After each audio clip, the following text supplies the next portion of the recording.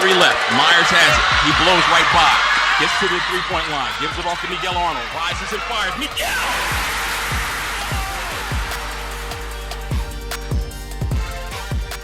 Welcome to the DipMetressShow. I'm the host, Chad Cook, but the star of the show, of course, is DipMetress. He's in his 19th year as the head coach of the Augusta University Jaguars. The team is ranked number 2 in the nation, has started 4-0. Of course, we're coming off a big season last year where the team went all the way to the national championship game, Southeast Region champion, Peach Belt Conference tournament, and regular season champion. Coach Metress has led the Jaguars to 4 different Elite 8 finishes in the NCAA tournament. The accomplishments go on and on. More than 500 wins as a head coach. He's won more than 73% of his games in Augusta. We also today have a special guest in Darren Lucas-White. Darren himself is one of the biggest winners in program history. By last count, I think he's won 86 games and lost 18 when it comes to full seasons that aren't COVID-laced for the Augusta Jaguars. He's a senior. Coach, last time we were here, the team was 3-0. You were about to embark on the first of a 3-game road trip at Benedict in Columbia. You pulled out a win, 77-69, to improve to 4-0. The latest rankings have come out recently. You're still number 2 as you were in the rankings before that. Give us your impressions about the season so far, the Benedict game, and then the second and third games coming up in this 3-game road trip. Yeah, Benedict game was not a great showing early on. We did not play well early. Tyree and Miguel both picked up 2 fouls, and we were playing lineups we've never played before. I felt if we could ever get the lead there, we were going to be fine. And we were very fortunate to come out with a win because we did not play well. And we're dealing with injury with Kirby. We're dealing with sickness. So you just want to keep stacking wins as much as you can. And it was a good win to have considering the circumstances and knowing our next 2 are on the road at Catawba and at Virginia Union. So very pleased to be number 2 in the country. I don't think there's a team that's going to be ranked this high that's played, in essence, 5 of their first 6 on the road. But that's okay. That makes us better for late in the year, and we're excited about getting better. Speaking of, number 2 and going on the road, you were quoted in the press release from that latest ranking. You said, hopefully we can continue to get better and address our deficiencies that we have right now, our reward for being number 2 in the country. Tell us about the deficiency. You mentioned that last week. What do you see there? Well, we're still deficient, and part of it is when you got guys out or get guys in foul trouble or have sickness. We don't have a flow right now offensively at all. Defensively, we're actually okay. We don't have a good flow offensively. Partly it's our fault as coaches a little bit, and we need to fine-tune some things, and we're trying to put guys in positions to be successful. But that's going to come in time. As long as we defend and rebound, we're giving ourselves a chance. And I would say in the 3 road games, that's the reason we won, because we did defend and we did rebound those games. Yeah, one big reason that you're able to defend and rebound is our other guest here today, Darren. Darren, first of all, welcome, and how do you feel about the season so far? Thank you for having me here. The season so far it's decent right now. Like Dip said, the offensive end is not fluent right now. Defensive end is getting better. I just feel like it's just the more we go out there and play defense and be able to get easy buckets on fast breaks, the season would be a lot better. But at the end of the day, we still got to defend. Yeah. Now, Darren, I'm struck by when it comes to you. It's a time when if the viewer, they maybe besides the Jaguars have like a favorite college basketball team, or if they just look up and down any roster, you're going to see a bunch of guys who have come from another college, transferred from another college. Right. You're very rare that you see a guy like yourself who has started at, picked a college out of high school, and then 5 years later he's still at that college and he's had the amount of success that you've had. What is it about your journey that you think allowed you to do that, to pick a place, succeed at a place, and really beyond anybody's wildest imagination? I mean, coming from Capitol Heights, Maryland, it's not the best. Dip can't even say it. So, but it's not the best coming out of it. I just wanted to get away from school. Get away from home, and Georgia was the best fit for me, and Augusta was definitely the best fit for me. It changed my life a lot, matured me a lot. I met a lot of new people, networking, even with basketball, even with school as well. So it was the best journey for me, and I'm just happy that I'm still here, and I came another year to be at Augusta. But overall, it just made me a better man overall. So I'll tell you why he's there, because his mom's a very loyal person as well, and she's a loyal person. And him and Tyree have been together for 5 years. I'm sure whenever one of them gets married, they're going to be at each other's weddings. And they do have a bond on the floor and off the floor. And they, if I remember correctly, roomed together your first year, and 5 years later, still together. And I know we'll show clips, and it seems like every clip involves both of them. And he's a special player for us, no doubt about that. Darren is. Yeah, two all-stars at winning, I would say. Let's go ahead and look at clip. One thing I always think about when I think of Darren, Tyree, and Miguel is how they've been together since day one. They were on the floor when the team clinched its Peach Belt Championship victory against USC Aiken as freshmen. Three freshmen, three guards on the floor at the same time. Last year, when they won their second in, I would say, 3 tries, one of the favorite possessions of their stay here in Augusta. We're going to show that now. See a foul when Ellis got to the bucket a second ago, as we see another miss, and there's Darren Lucas-White. Lucas-White with the pilfer. Hustle play by Lucas-White keeps the possession to Augusta. Tyree Myers, uncharacteristically, shooting 78% on the season. Missing 3, missing 2 front ends of 1-and-1s. 72, 62 is our score. And he'll pull up here. And he buries it. Tyree Myers. A couple things, Darren, on that. One is that's the first time I've noticed David Vitti jumping off the bench and giving a flex to you. Did you see that live? I noticed it after I had got the steal. But everybody on the team, we always cheer everybody on. There's no ego with stuff like that. Even little plays like that, we actually needed to win the game, and that's what we did. But everybody have a bond on the team. I talk to everybody on the team, so we already have like a close little relationship. Either it's about basketball, if it's not, talk about like movies or anything other than basketball. That's what I feel like we as a team are doing good as, and that's really it. I'm going to add one thing about the clip. He got the offensive rebound. He was the only guy down there. He threw it to Tyree, who didn't shoot it, which is the right thing to do. And then we ran a play, and Darren took Troy's spot. I guess seat out there because we still run the play. We're a little bit confused out there. And, I think everybody in the gym knew Tyree was going to shoot it. I don't think there was a question in my mind he was going to shoot it. So, they call Tyree the closer, but Darren's the closer as well. I mean, they're always on the floor. I mean, him and I'd argue Miguel too. Yeah, I actually didn't think Tyree was going to shoot that ball, but I should have, because the only time he really does call his own number is when the game's, like you say, in the closing minutes.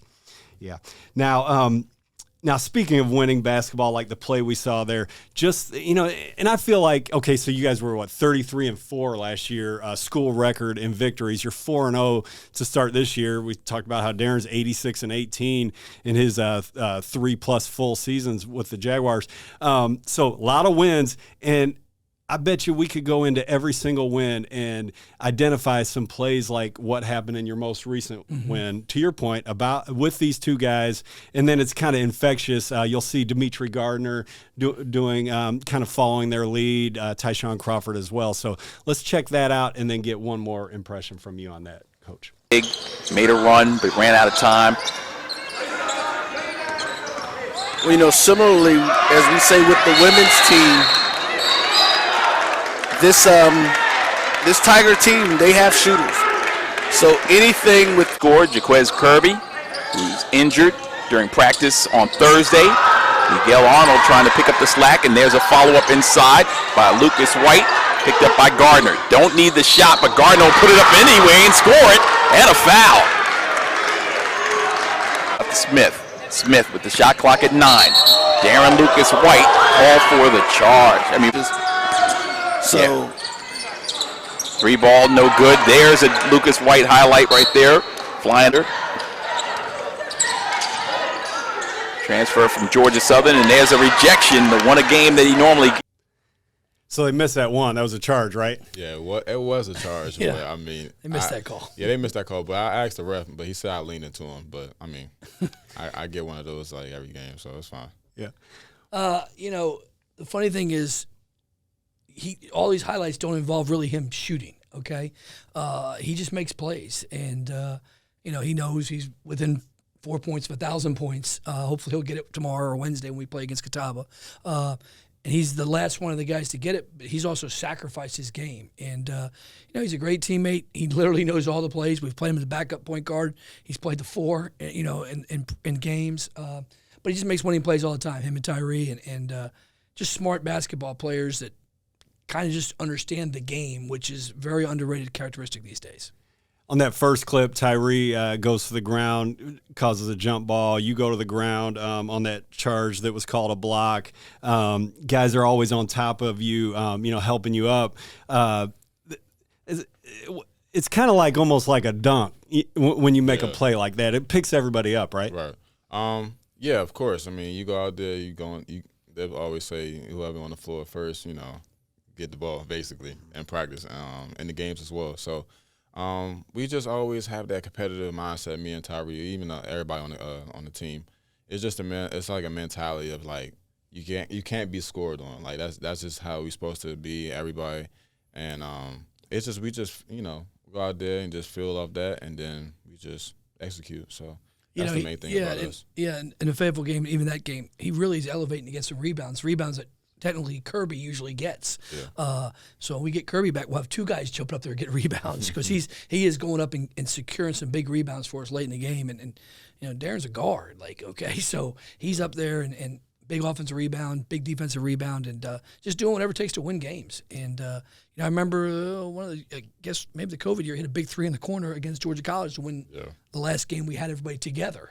So we're excited. He joined us 5 years ago, and Saturday against Virginia Union, his mom will deploy the PG County. We'll have a great post-game meal. She really did herself well last year at Bowie, so I scheduled a game just to get some good food on the way home. But no, she's been very supportive of his career, and we're excited about the possibilities for this year. She's a wonderful woman. I wanted to ask about that. First of all, thank her for me for forgiving me. I always said you and Tyree were from Baltimore. Yeah. I said it over and over for about 2 years. Most mothers would not stand for such an error from a supposed journalist. But so Darren, were you able to go home last week for Thanksgiving? No, I normally go last 4 years. I normally go with Tyshawn Crawford.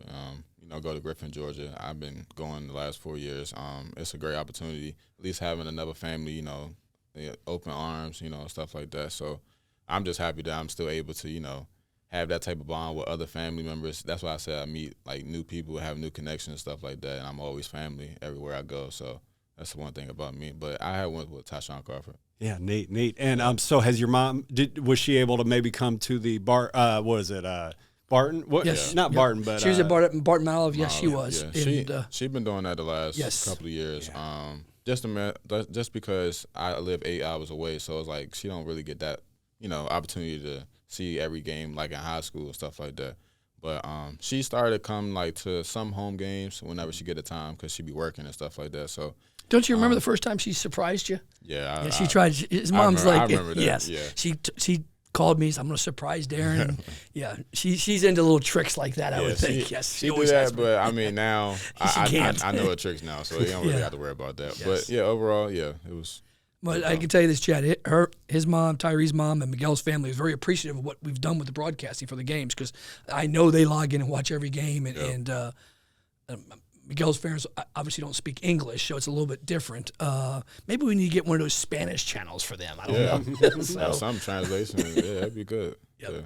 Yeah, that reminds me. I love when Miguel gives his interviews in Spanish. He did that after the big shot last year. I love that. So, so we've talked a lot about Tyree and Miguel and then Tyshawn, a fellow senior. We showed those clips of Tyree and Darren, Miguel had 9 rebounds against Benedict. He had 7 in a game earlier this year, and we'll get to him in just a second. But I've never heard you talk about this. I've seen a quote in a story, but when you told a story last season when you guys were on your national championship run, national championship run, about your visit, and you went against Miguel, and that kind of woke you up to what college basketball was all about. Is that true? Tell us about that. No, that's absolutely true, because I had got the offer late, because I don't know what was going on. I had got the offer late, so I had came for a week or a couple of days, and we had the pickup. And then Coach Drew used to be an assistant coach. He came and was like, all right, you got to guard Miguel the whole time. I'm like, okay, cool. There's nothing wrong. But, you know, he had the best of me. Little short guy. Yeah, he had the best of me. But, I mean, that's just a wake-up. You know what I mean? Any other freshmen that coming in or any upcoming recruits coming in,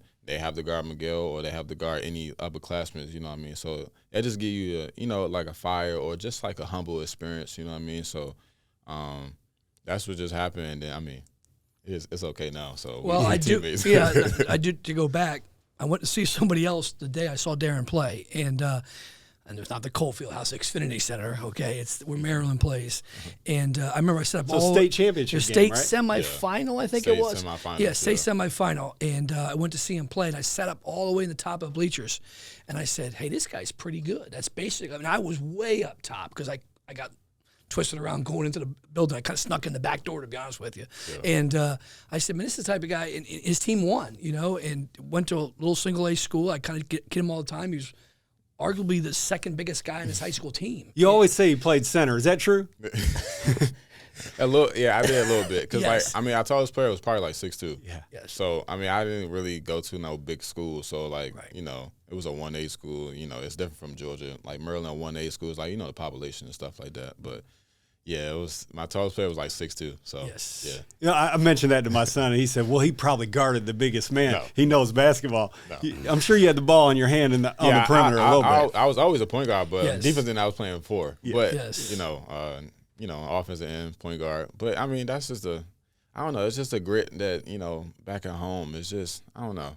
It's a whole different ball game when you go to college and you start competing with the same people you played in high school with. So it's just a whole different. Well, mindset. some guys sometimes when they go to college have to learn how to compete. Yeah. Okay, and I think Darren, he kind of learned on his visit. Like, okay, Yeah, I learned. oh boy, who's this guy, Miguel Arnold? Okay, and he learned how to compete. He knew how to compete, so he came in competing from day one, and so did Tyree. So I would argue that Tyshawn didn't know how to compete when he first got here, and very few guys come in, especially as freshmen, that know how to compete pretty much in everything they do, and that's not an easy characteristic to find. A lot of times guys come in, they're the best player in his high school team, and they think it's going to be easy, and it's far from easy. Miguel's probably another guy who knew how to compete when he came in. I remember him running his mouth. Yeah, he knows how to run his mouth. I know that. Yeah, that's Miguel. You never shut Miguel up in practice, have you? No, of course not. No way could do that. It'd be fun. Now, and Coach, do you think, you've always said he played center in high school. Do you think it's how you hear people say, like, does he have a position in college, blah, blah, blah. I think I've heard you say Coach Bryant advised you at some point early in your career to trust your eyes. Yep. That's the story with Darren? You just trust your eyes. And, as a coach, there's a saying, when in doubt, you go with the competitors. There's a reason that he's closing games, because when in doubt, he's a competitor. I mean, the other night at Benedict, he was a couple possessions from starting the point guard spot and playing the 4 or 5. So, yes, and he is a competitor. And, there's something about him that he made plays for other people. And a lot of kids nowadays want to make plays for himself. He's a great teammate, not a good teammate, great teammate. Probably the most liked guy on the team. Crosses boundaries with the freshmen, the older guys, the international guys. He's definitely got that gift that some people never get in their life. Crossing boundaries makes me think of, you've said recently that the older guys are getting on to the younger guys at times, and I wouldn't see Darren as that guy that, he maybe gets on them, but probably not with a lot of negativity. Yeah, I think he's the nicest one of the 4 seniors in practice. Let's leave it that way, yes. But that's good. No, it's good because I've been through that. You know what I mean? So, like, I'm not going to put them in a bad predicament. Right. Like, I want to teach them the way that I was taught, you know what I mean? But not a lot of people, comprehend or, be able to understand it a certain way I did. But I don't be trying to do too much. But what I went through is what you're gonna have to do when you get older. Be an upperclassman and stuff like that too. Back to the younger guys. So that's my main purpose. And you just give back. That's all. When you were a freshman, it just hit me. When you were a freshman, that was the last time that we really had, a group of seniors. Troy was a leader last year as Jack as a couple seniors. But you had 3 of them then. Now you got 4 of them. It's always good to have a great senior class like we do this season. As we move on, we want to touch on a couple more players. We've talked a little bit about Miguel, and we're going to look at Miguel. I feel like the second half against Benedict was kind of the first time in these first 4 games, even though he had 22 points in the second game of the season. But, this second half against Benedict, when he scored 19 points, didn't have a point in the first half, if I'm not mistaken. No, he didn't. Yeah, he didn't have a point in the first half. I told him that at halftime, if I'm not mistaken. I'm sure he did. Foul trouble, scored 19 in the second half, moving off the ball. You'll see Darren had 7 assists in that game. But let's take a look at Miguel and when we come back, we'll ask you, Coach, is that the Miguel we'll need to see, especially with Kirby out and going on the road, playing these tough teams, is that the Miguel we'll need to see in these next couple of road games? On the arc, bounce pass, Miguel on the curl, jump shot is good.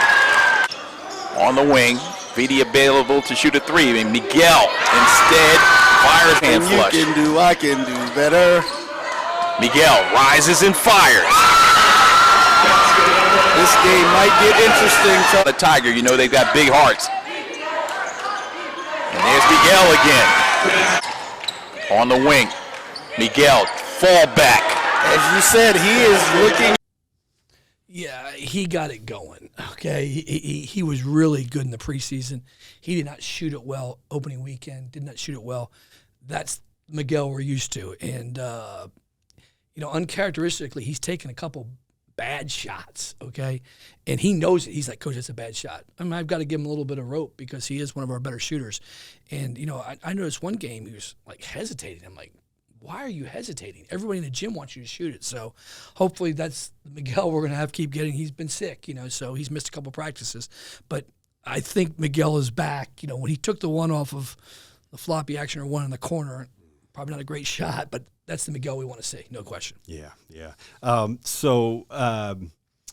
And we've gone this far without talking about Tyshawn Crawford. We've talked about him every episode so far. He continues to play dominant basketball, 25 points, 4 blocks against Benedict. We're going to take a look at here, and then we'll, if you don't mind, we'll come to Darren. Absolutely. And let him tell what it's like to play with a guy that's been this dominant and the progress that he's made over the years.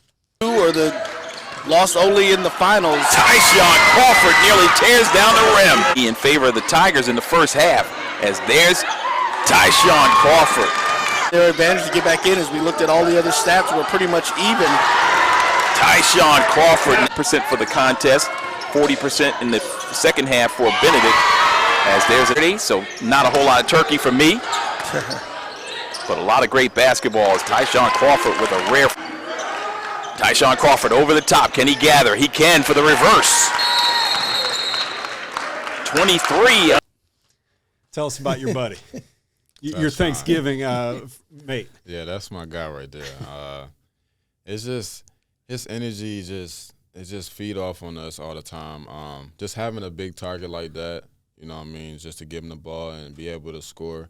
It's when he first got here, he wasn't able to get up the court that much. But, he got in, conditioning, lost a lot of weight, was able to move his feet a little bit more. It helped us out on the defensive end as well because offensive end was cool. He's going to score, get to the basket. And he started making free throws, and that was the big thing that was going on. But overall, he's a great teammate on and off the court. You laugh and joke and stuff like that. But yeah, he's just a monster down there. So, you just got to.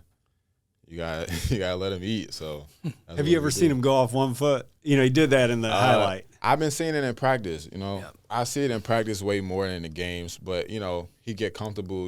Going up 2 feet as you should. But going off 1 foot is just it's just looking like he developed his game. Working during the summer. We talk during the summer like every year. So it's like I'm seeing the progress, you know. Yeah. Seeing in the light. So yeah. Yeah, I mean, his defense has gotten tremendously better. Yeah, okay, blocking shots. Blocking shots. And you know, I had a coach tell me this summer that we had guys that were willing passers to throw him the ball. And I looked at him like, why wouldn't we be a willing passer? Okay, but it is odd that we do have guys that know that, I guess Darren said, needs to eat, okay? Yeah. Tyree knows when he hasn't touched it. Darren knows when he hasn't touched it. Actually, Kirby's one of our better post feeders, you know, and then we got Meach doing it. And, you know, it's not an easy task because, you know, there's a lot of people down there. And he's gotten better and better, but he does need to touch the ball, and he's been really, really good this year. Really good. You know, willing passer is a thing. You know, I watch so many high school games where the big centers don't touch the ball. Darren, is there ever a time when he has to, like, hey, guys, get me the ball? Because you guys are incredibly good at, you know, feeding him. But does it ever happen that way? Okay. Tell him, Darren. Yeah, we do have those little moments. He'd be like, all right, come on now. Y'all doing a lot, so go ahead and give me the ball now. But it's just a matter, it's just competitive, you know, like sometimes, like, he need the ball in his hand. So in order for, you know, everything to open up for us, is able to, you know, dominate inside, and then outside people knock down shots myself. So it's just a mere fact of, like, if he need the ball, you're gonna give him the ball. If he say he want the ball, you're gonna give him the ball. So it's nothing. It's no ego about it. We just know he's one of our best players. So it's just like you might as well just give him the best player the ball. So yeah. So, Dip, we've talked about the four seniors, and then we mentioned Jaquez Kirby. He was our guest last week. Jaquez is out with an ankle injury. But, you know, we haven't touched on a couple guys that you mentioned right after the game in a text to me. You know, I had bugged you about something, and you said, well, you know, without Chris Britt and another freshman, you wouldn't. Yeah, well, Chris and Alu, like, in a weird way. Okay, so we were really struggling. And you know, Tyree and Miguel were over there with me. Darren's out there. And Chris came in and gave us some energy. And what people don't realize, like, when Alu got in the game, the ball just moved, okay? Like, you know, the ball wasn't moving the way it should move, and it's not always about scoring. You know, Alu had a great closeout one time, kept the guy in front of him. He's going to get better and better. Now that Kirby's out, he'll probably get some more minutes tomorrow. You know, the pace of the game's been tough for him, but our guys are like his biggest cheerleader. Tyree and Darren are always telling him, shoot it. So, you know, it takes time. You know, last year at this time, Meach was not a good player, okay? He was, you know. He was redshirted. He was redshirted and struggling, and I told Meach at the end of the season, I said, if you were eligible, you wouldn't have gotten a game. And they say eligible, if you were playing. Yeah. I said, I wouldn't have put you in the game in Evansville because you didn't practice the right way. And he's come back, been really good. I think he learned from the upperclassmen, and this is what it takes. And that's the nice thing about having guys in your program 4 or 5 years. Miguel 6 years. You know, they talk to those guys one-on-one more than I need to, which is always a great thing to have. Believe me. Yeah, Dimitri Gardner, another one, freshman in the starting lineup. We saw an and one from him a little earlier, and I'm sorry, I blanked on Alu. How to say his name? Well, Alu, like, he didn't, like, I mean, Darren, he just moved the ball, right? Yeah, he just moved the ball well. I mean, like in practice, we always tell him shoot the ball, you know, be confident out there. But, you know, it's just a different pace, you know, coming from a different country and stuff like that. It's a whole different pace. Basketball is still the same. Yeah, and I remember one possession, he caught the ball on the perimeter, and a guy overplayed. He just kind of pass faked, and the guy went backdoor. Like, that stuff is really, really big, believe me. Yeah. Yes. Another guy who had a really good game last week was David Vitti. I'm still searching for the big dunk, and, you know, we can't show it here. I hate that we can't because believe me, he wants you to show it. Believe me. It's the funniest thing. I don't know what's going on with Benedict. The game did not get uploaded. It was one of the best dunks. Yeah. Where does it rank, Darren? I'm looking on the screen. Where were you on the court when David? I was actually on the bench at that point. So that was right in front of you. That was right in front of me. But for me, that was like one of the best dunks for him. I saw a lot of good dunks throughout my years being here. Kirby and even Dean Williams, but David. Yeah, that was one of the. I didn't think he was going to make that. No one thought he was dunking. I didn't even think he was going to dunk it. First of all, because sometimes he'd do it in practice and he'd just play around and just throw it at the rim. But now he actually finished there, so I was like, oh, okay. But I knew Vitti, you know, he's able to dunk. I know he got bounced, but it's just. It was the referee was in front of me, Yeah. okay? And I'm like, did he just dunk that? And I saw everybody going crazy. And I was like, whoa, it is. I got to figure out where this thing. Yeah, Benedict, he might drive up there himself to get it. He's looking for it. Believe me, he's looking for it. Is it so? If we put Kirby, Kirby's had 5 to start the season. Is it 6 or does it get up into Kirby's dunks? No. You think It's probably 6. But Kirby, he's just the he's in a class by himself. he's one of the Well, I'll give VD dunkers this. had. It was the best dunk in traffic. in traffic, Yes, but VD he caught a lot of lobs and stuff like that. Yeah. But in traffic, yes, I would say that because it was like body to body, mano a mano, like either you gonna block it or not. Like it was just one of those. But Kirby had a lot of impressive dunks, but. But you're right. Through contact, that's the one so far this year. That's one. Yeah. Okay, well, so Dip, we talked about it a little bit last week, but now we're closing in on it more. I know you've got Wednesday and Saturday on your mind, these 2 road games, but for a lot of people who are watching this, living in Augusta, next chance to get to see the guys in person is next Wednesday at 11 a.m. Thursday. Next Thursday, 11 a.m., December 8th, Education Day. Tell us about that one more time. Yeah, neat thing. Every 5th grade in Richmond County is going to be there. 2,174. Plus, we got a few other counties slipping some people in. It's a great event. The last time we played, it was the last second shot. We were on the Sports Center the wrong way. But no, it's a great event, and it's a neat event. And I'm going to make a push for our campus people to come out. It's 11 o'clock in the morning. It's just great atmosphere, and we definitely, I think this is year 7 or 8 of doing it. I've got to look, and it's a great event. I know the players love it, and more importantly, Queensboro Bank is sponsoring it. So it's a phenomenal atmosphere. You mentioned that the last time we had Education Day, of course, we lost at the buzzer on a bank 3 from about 30 feet. I think you were guarding the guy, right, Darren? Yeah. But it's okay. Yeah. You got revenge. You got revenge the next year. I don't know if you remember COVID year. No comment. Yeah. No comment. COVID year, Emmanuel came back in here and you smoked him good. Yeah. Mm-hmm. So, and I think you actually went on the road and beat him last year. On the road and beat him. Yeah. So you've gotten him back twice since then. So we can talk about that. Yeah, we're good now. Okay, well, so closing out here, we want to tell everybody a few things about the show. Number one, Get Up Productions is the sponsor, producer, filmer, and editor of the DipMetressShow. So we want to thank them. You can get to know them at getupproductions.com, and then on Instagram it's at getup.productions. They produce the Drop the Disc podcast. They do one with Deke Copenhaver, former mayor of Augusta, and several others. If you need, if you've got a company or a project or an initiative that you want to get publicized with either a podcast or a video show or really anything digital media, that's your source. Get Up Productions, and you can follow the Augusta University men's basketball team in a lot of ways. Number one, you got AugustaJags.com and at Augusta Jags on all social media. Also, there's a men's basketball specific at AUGMBB on both Twitter and Instagram. You can follow the team that way. You can also follow by following the social media stuff that I do. That's at AUGBBall. So make sure you do check in on the number 2 ranked team in the country, the 4-0 Augusta University Jaguars, national runner-up of a season ago, defending Peach Belt Conference and Southeast Region champion. They'll be back in action at home Thursday, December 8th. 11 a.m. free. I don't know if we said that earlier. Free to attend. Thanks, Dip, and thank you, Darren, for being here today.